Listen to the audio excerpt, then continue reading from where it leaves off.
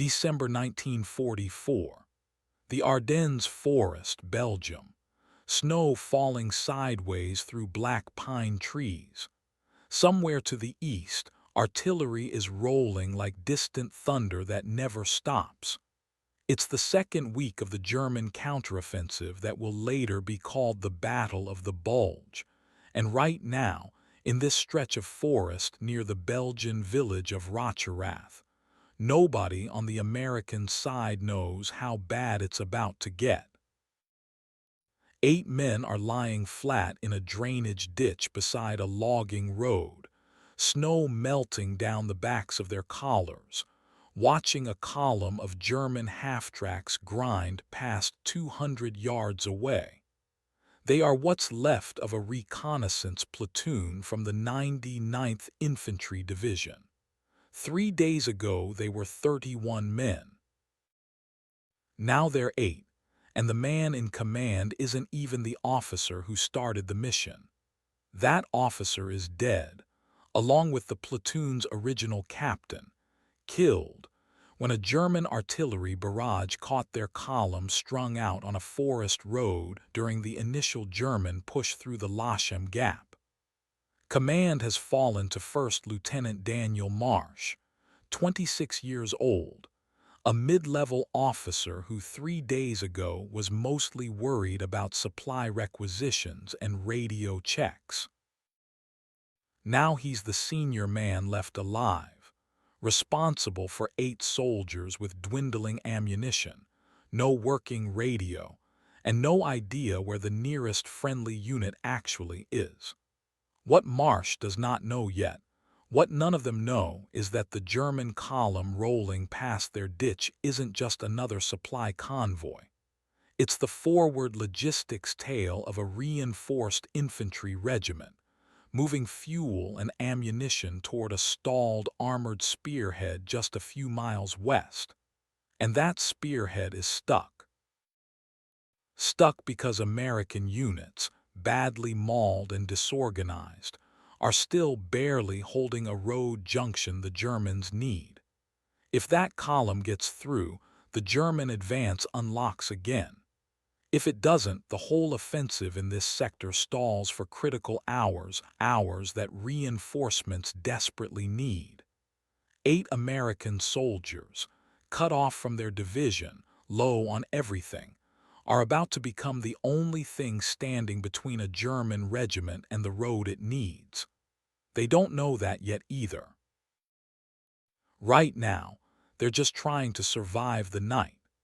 3 days earlier, Marsh's platoon had been part of the thin screen of American units covering the Lachem Gap, a stretch of forest and rolling farmland that German planners had identified as one of the weakest points in the entire American line. When the offensive opened before dawn on December 16th, the artillery preparation alone was enough to convince most green American troops in the sector that the entire world was ending. Marsh's platoon had been ordered to fall back and consolidate with the rest of the division near Elsenborn Ridge. They never made it. A German armored probe cut across their withdrawal route, splitting the column in half. The half with the captain and the platoon's heavy weapons section got hit hardest direct fire from a German assault gun that turned 2 trucks into scrap metal in about 4 seconds. Marsh, in the trailing vehicle, watched it happen through a rifle scope and understood, with the kind of clarity that only comes in the worst moments, that there was no going forward and no clean way back.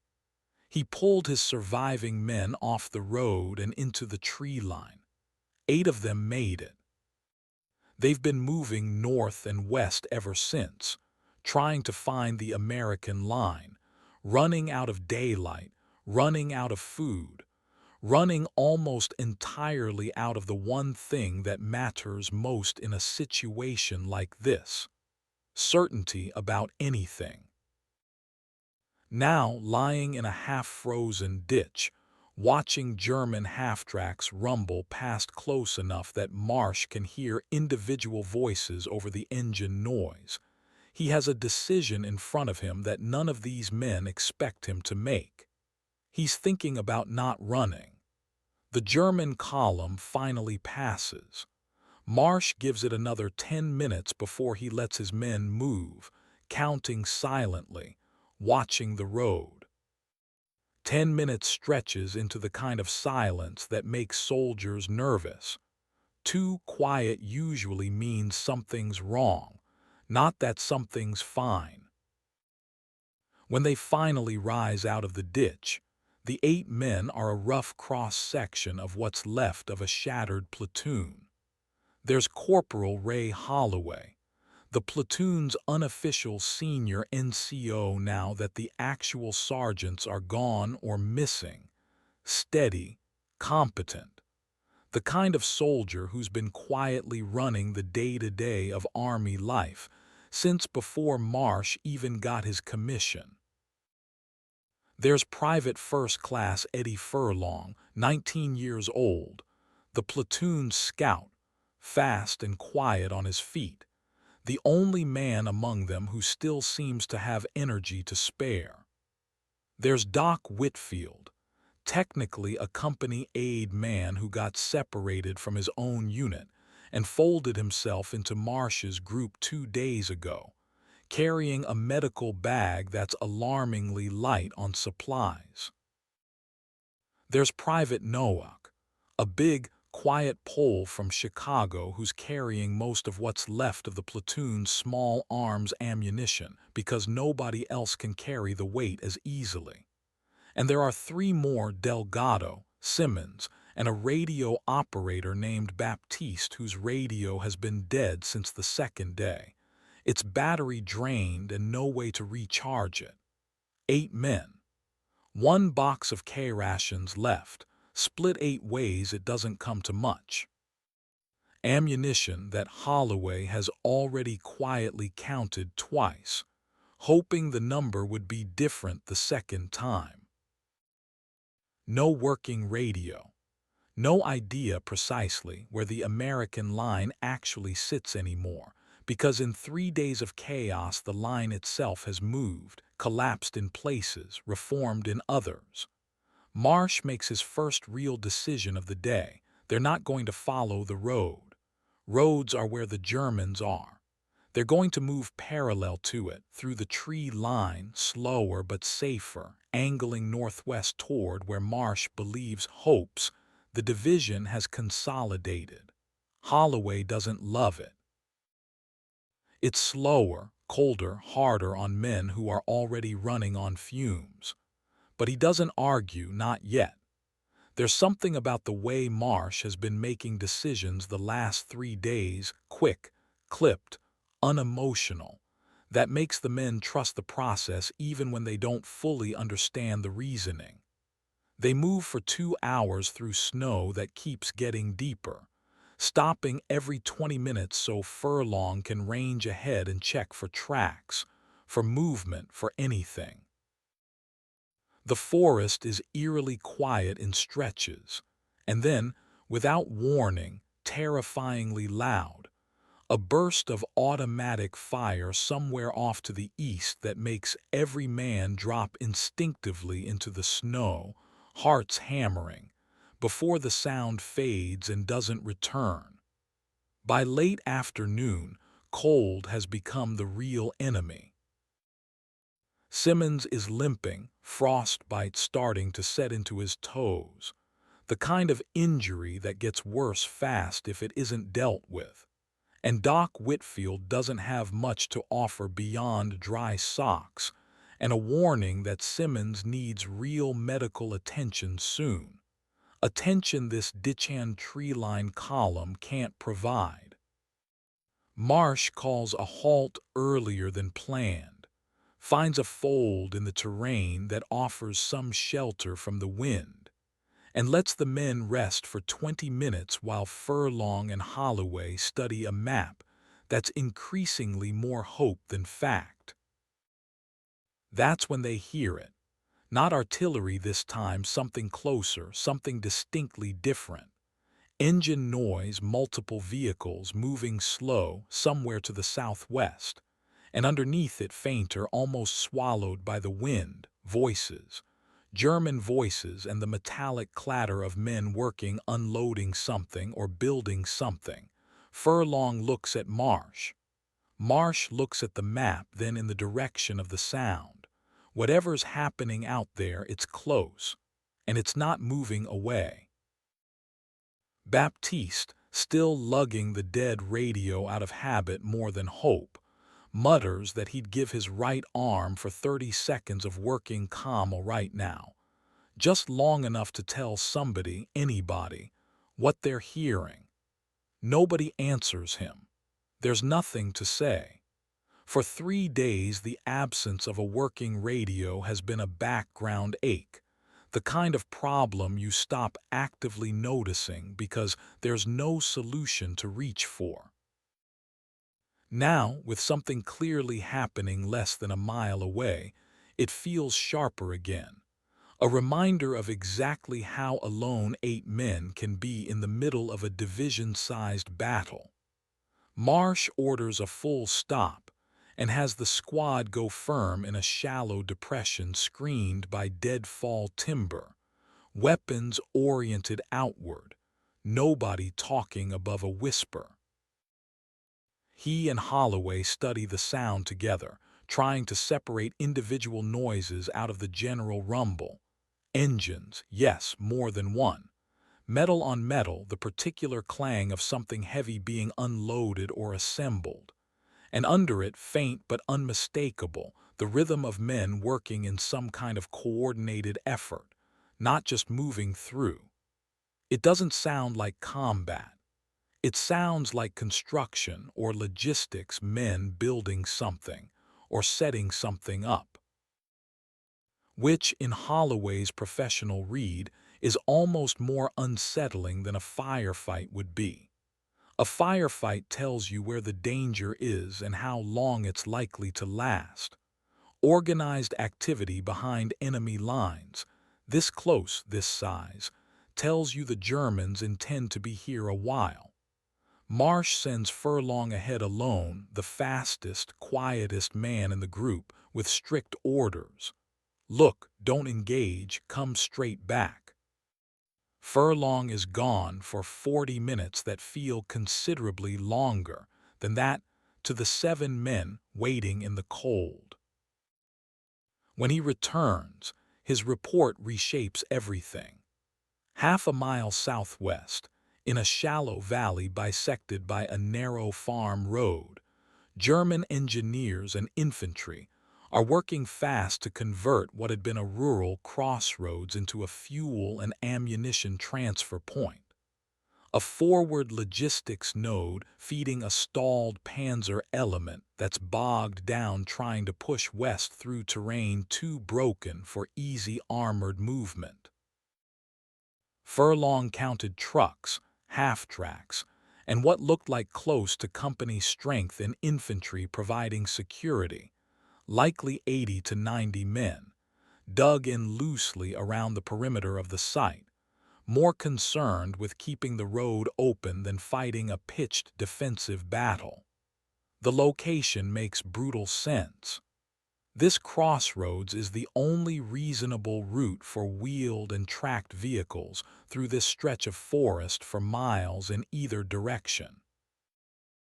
If the Germans get their transfer point running at full capacity, the fuel and ammunition bottleneck that's currently slowing their spearhead disappears, and armor that's been stalled for the better part of a day gets moving again, toward whatever thin, exhausted American units are still trying to hold a line somewhere to the west. Holloway does the math out loud, quietly, mostly to himself. 8 men, dwindling ammunition, no radio, against the better part of 100. It's not an equation that resolves in their favor by any conventional read, but Marsh isn't thinking about a stand-up fight. He's thinking about what 8 determined men with the element of surprise, the right terrain, and no other options can actually accomplish against a target that isn't expecting them at all. He gathers the squad in close, keeping his voice low. "We're not going to beat 100 men in a fight," he says. "We're not going to try. But that road junction is the only way vehicles move through here. If we can shut it down even for a few hours, that's a few hours their armor doesn't move. A few hours somebody up the line might actually need." Nobody says anything for a moment. Simmons, still favoring his frostbitten foot, is the one who finally speaks. "Sir, we don't even have a radio. Nobody knows we're out here. Nobody's coming to help if this goes bad." Marsh doesn't pretend otherwise. "Nobody's coming either way," he says. "Question is whether we spend tonight hiding in these trees or whether we do something that might actually matter." It isn't a speech. It isn't meant to inspire. It's just true, and every man there knows it. One by one, they nod. They're going to hit the crossroads. Marsh lays it out fast, using a stick to scratch a rough diagram in the snow while the light starts to fail. Holloway will lead a two-man element, himself and Nowak, to a low ridge on the northern side of the crossroads, positioned to put suppressive fire down on the security perimeter at the right moment and pull German attention north, away from the actual objective. Furlong, the fastest and quietest, will slip down to the southern edge of the fuel depot itself with Delgado, carrying most of the squad's remaining demolition supplies.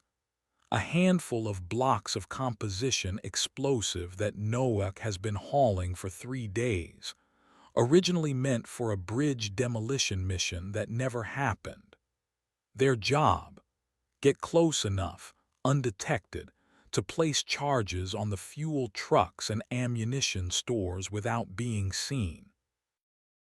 Baptiste, radio dead but still useful, will stay with Marsh at a central position with a clear line of sight to both elements, acting as a runner and secondary rifleman.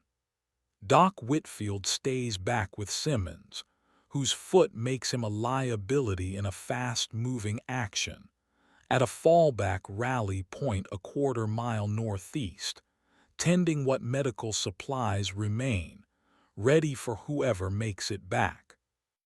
It's a plan built entirely around speed, deception, and getting out before the Germans can organize an effective response. No stand-up fight, no holding ground. Hit hard, hit fast, and disappear into the same forest that's kept them alive for 3 days. Holloway pulls Marsh aside for a moment before they move out. "Splitting us up like this, sir, if it goes wrong, we've got no way to reinforce each other." "I know," Marsh says, "but if we stay bunched up, we get seen faster, and we lose the whole advantage we've got. We move fast, separate, hit them where they're not looking, and we're gone before they figure out how few of us there actually are."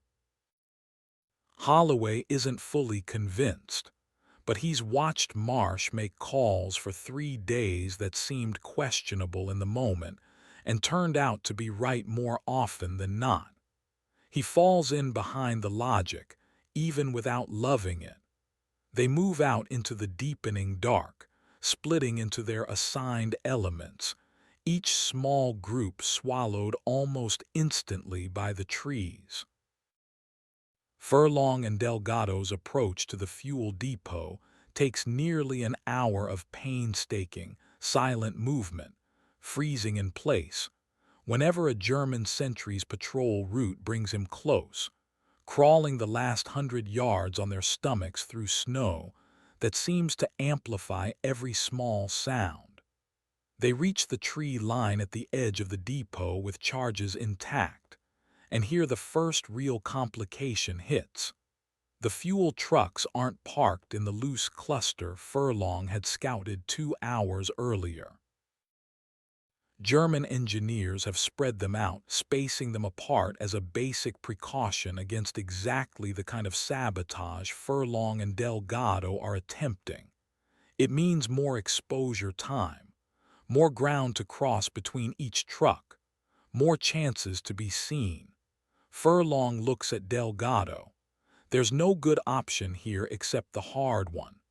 They lie motionless for nearly 10 minutes, just watching, letting the rhythm of the German sentries reveal itself. There's a pattern to it. The way there almost always is once you watch long enough. A two-man patrol working a loose loop around the depot's perimeter, passing the nearest fuel trucks roughly every 6 or 7 minutes, pausing at a fixed point near the road to stamp warmth back into their feet and share what looks like a thermos before moving on. It isn't much of a window. But 6 minutes is 6 minutes, and Furlong has learned over 3 days of this, that the difference between a mission that works and one that doesn't usually comes down to exploiting exactly that kind of small, unglamorous detail. He taps Delgado's shoulder twice, the signal to move, and they split, Delgado angling toward the nearest cluster of trucks on the depot's eastern edge, Furlong beginning the long, low crawl toward the farther row, timing every foot of movement against the sentry's rhythm, freezing completely still whenever a flashlight beam swings anywhere near his position. It's brutally slow work. His hands go numb inside his gloves within minutes, and setting the charges precisely enough to guarantee a chain reaction, rather than just a single truck burning while the rest sit untouched, requires a level of fine motor control that the cold is actively fighting him for. They're going to have to do this the slow way, one truck at a time, with almost no margin for a single mistake. And somewhere in the dark to the north, Holloway and Nowak are waiting for a signal that hasn't come yet, running out of patience as the minutes stretch on and the cold digs deeper into everyone's bones. Furlong makes the call that Delgado will cover the near side of the depot while he crosses alone to the far row of trucks, a decision that cuts their odds of being spotted in half by keeping movement to a minimum, but leaves each man completely alone for the most dangerous part of the operation. It takes almost 30 minutes of crawling, freezing, waiting out sentries, and crawling again before Furlong has charges set on 4 fuel trucks and Delgado has 2 more done on the near side. It's not everything they'd hoped for, but it's enough. Furlong gives the signal, a low 2-note whistle that could pass for a bird if you weren't listening for it. To the north, Holloway and Nowak open up. It isn't much, a few controlled bursts, aimed to create noise and draw eyes north rather than to hit anyone specifically. But in the confusion of a German security perimeter that wasn't expecting contact at all, it works exactly as intended. Shouted orders, men grabbing rifles and moving toward the sound. Attention, for one critical stretch of minutes, pulled entirely away from the fuel depot. Furlong and Delgado use that window to finish arming the charges and get clear, moving low and fast back toward the tree line. The explosions, when they come, aren't subtle. 6 fuel trucks and the ammunition stacked near them go up in a chain reaction that turns the crossroads into a wall of fire and secondary detonations, lighting up the whole valley in a way that's visible for miles. The German security company, already scrambling to respond to gunfire from the north, is now dealing with their entire logistics point burning to the ground and no clear idea how many attackers they're actually facing. In the chaos, the 8 Americans do exactly what they planned from the start. They don't stay to fight. They melt back into the forest, moving fast, converging on the rally point where Doc Whitfield and Simmons are waiting. It's not clean. Nowak takes a graze along his forearm from stray fire during the withdrawal, and everyone is running on adrenaline and almost nothing else. But all 8 men make the rally point. All 8 men are alive. They move through the rest of the night and into the next morning, exhausted past the point most of them have ever experienced, navigating as much on instinct as on Marsh's increasingly worn map. Just past midday, cresting a low ridge, they finally see it. American vehicles, an actual defensive perimeter, soldiers who aren't wearing German uniforms. They stumble into the lines of a battalion from their own division, half frozen, half starved, carrying one wounded man and a story that, even to the 8 of them, sounds almost too strange to be entirely believed. The reception is relief, food, warm shelter, and almost immediately underneath it something else. Questions. A battalion staff officer who takes one look at 8 exhausted men, claiming to have destroyed a German logistics point roughly the size of a reinforced company's worth of security, and doesn't quite know what to make of it. Marsh, half a day away from a decision that might have cost him and every man under his command their lives, is about to find out that surviving the mission was only the first problem. The battalion command post is warm, lit, and full of officers who have spent the last several days managing a chaotic, fast-collapsing defensive line, and none of them have the bandwidth at first to fully absorb what Marsh is telling them. 8 men. No radio contact for 3 days. No orders authorizing any offensive action whatsoever. And a claim that this small, unauthorized group destroyed a German fuel and ammunition transfer point that, if Marsh's account is accurate, would have significantly extended the operational reach of a stalled German armored element. The battalion commander, a lieutenant colonel named Whitcomb who has his own division's crumbling situation to manage, listens to Marsh's report with visible skepticism. It isn't that he thinks Marsh is lying. Exactly. It's that the story doesn't fit anything resembling a normal chain of events. Junior officers separated from their units are supposed to find the nearest friendly line and report in, not go looking for German logistics points to blow up with 6 pounds of composition explosive and a plan sketched in the snow. You had 8 men, Whitcomb says, not quite a question. No commo, no orders, and you decided on your own authority to attack a German position of unknown size. Yes, sir. Do you understand how that sounds, Lieutenant? Marsh does understand. He's had the better part of a day, marching through the cold, to think about exactly how it sounds. Word moves fast through a battalion command post, faster still through the rest of the unit once men start hearing fragments of the story. By evening, it's the kind of tale that gets exaggerated in both directions at once. Some soldiers treating it as an obvious tall tale dressed up to explain 3 missing days. Others treating it with the kind of skepticism reserved for anything that sounds too good given how badly the rest of the sector has been going. What tips it from rumor into something more formal is a question that Whitcomb can't ignore. coming from his own operations officer. If Marsh's small group really did hit a German logistics point roughly where he claims, in a sector where American intelligence has had almost no visibility for days, that's information division needs immediately, regardless of how unlikely the story sounds.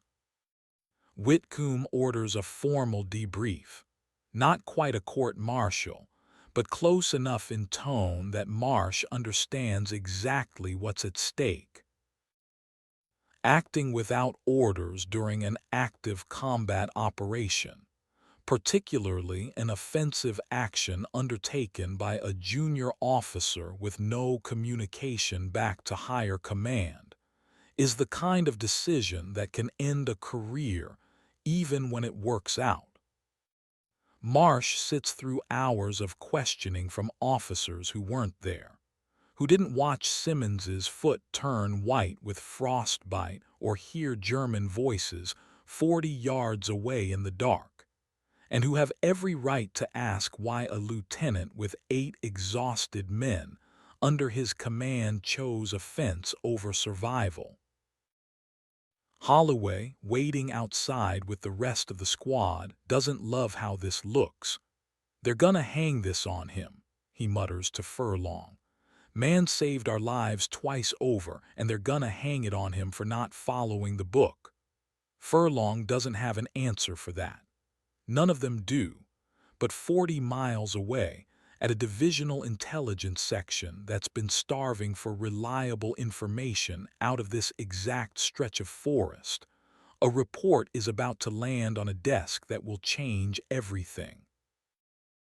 The report comes from an unlikely source, a reconnaissance flight, one of the few the weather has allowed over the past several days, photographing German rear area movement in the sector west of Rocher Rath. The photo interpreters flag something unusual almost immediately.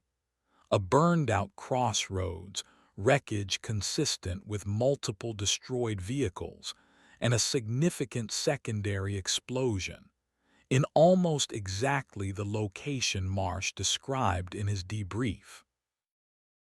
More importantly, Division intelligence has independently picked up fragments of German radio traffic, captured and translated over the preceding day, referencing serious delays to fuel and ammunition resupply for the armored element pushing toward the American line west of the Lasham sector.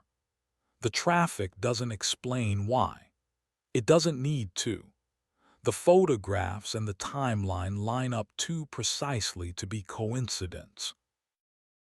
Whitcomb's operations officer brings the intelligence summary directly to the reconvened debrief, and for the first time, the mood in the room shifts. What nobody in that command post fully appreciated, listening to Marsh's account the first time, was just how much the German armored push in this sector depended on that specific crossroads. It was the only viable route for wheeled and tracked resupply for miles. Everything else was forest too dense or terrain too broken for vehicles moving at any real pace. Cutting it wasn't a symbolic gesture. It was a genuine bottleneck, and for the better part of a full day, German armor that could have been pressing an advantage against an already strained American line instead sat idle, waiting on fuel and ammunition that never arrived. Those hours mattered. Division intelligence, piecing together the broader picture of the sector, confirms what Marsh had no way of knowing when he made the call in the snow.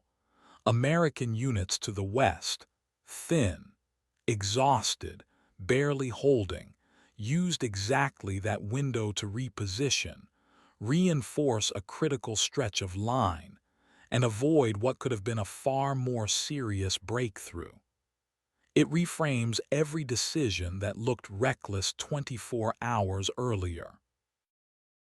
splitting the squad instead of staying bunched up, the move Holloway had quietly doubted, is exactly what let them approach the objective from two directions and create the diversion that made the demolition possible in the first place. Choosing a fence over simply hiding and waiting for the front to catch up to them wasn't recklessness born of exhaustion. It was, as the intelligence now shows, a correct read of exactly how much that crossroads mattered, made by a junior officer with nothing but instinct and a scratch map in the snow to go on. Whitcomb reads the intelligence summary twice before he says anything. "Lieutenant," he finally says, "it appears you were right about something you had no real way of confirming at the time. It isn't an apology. Men like Whitcomb don't really do apologies, but it's close enough." The operations officer lays out the fuller picture for the room, piecing together fragments from three separate sources: the reconnaissance photographs, the intercepted German radio traffic, and, later, corroborating statements from a pair of German prisoners taken by another unit farther north, who describe with obvious frustration a resupply column that simply never arrived on schedule, and a night spent under officers demanding explanations nobody at their level could give. None of them knew, or could have known, that the explanation was 8 American soldiers with 6 blocks of composition explosive, and a plan drawn in the snow. What the intelligence section ultimately assembles isn't just confirmation that something happened at that crossroads. It's a rough timeline showing exactly how those lost hours rippled outward. The stalled armored element, still waiting on fuel past midday the following day, still not in position to exploit a gap in the American line that, for a window of nearly 18 hours, had been dangerously thin. By the time German fuel and ammunition finally reached the front through an alternate, far slower route, American units to the west had used that same window to fall back to better ground, reinforce a critical stretch of line near a road junction the whole division badly needed to hold, and dig in deep enough that the German push, when it finally resumed, gained a fraction of the ground it might otherwise have taken. Nobody can say with certainty exactly how the sector would have unfolded if that crossroads had stayed open. War doesn't offer that kind of clean counterfactual, but every officer in that room understands, reading the timeline laid out in front of them, that the margin between a bad day and a genuine catastrophe in this sector may well have come down to hours. The exact hours 8 exhausted men bought with a demolition raid nobody had ordered and nobody, until now, had believed. The formal proceedings that had, for a short while, threatened to end Marsh's career quietly resolve into something else entirely. The unauthorized action becomes, in the language of the after-action report, a decisive small-unit engagement that measurably disrupted German offensive momentum in the sector during a critical phase of the Ardennes fighting. Marsh is recommended for the Silver Star. Holloway, Furlong, and the rest of the squad are put in for lesser but still significant commendations. Recognition, finally, for 8 men who spent 3 days surviving on almost nothing and then chose, with nobody watching and nothing to gain personally, to do something that mattered. It isn't a Hollywood ending. Simmons loses 2 toes to frostbite and spends the rest of the war stateside. Noak's arm takes months to fully heal. The 8 of them scatter to different assignments as the division reorganizes in the weeks that follow, and most of them never serve together again. But something about those 3 days in the snow stays with all of them, the kind of thing that doesn't show up in official reports. A junior officer who chose to trust his own read of a battlefield most senior commanders wouldn't have wanted to touch. 8 exhausted men who decided that hiding wasn't the same thing as surviving. Not really. Not if there was still something worth doing.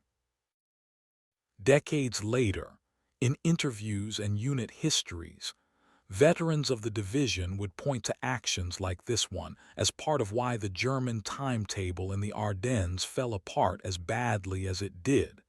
Not because of any single dramatic battle, but because of dozens of small, largely unrecorded moments where exhausted, undersupplied American soldiers refused to simply get out of the way.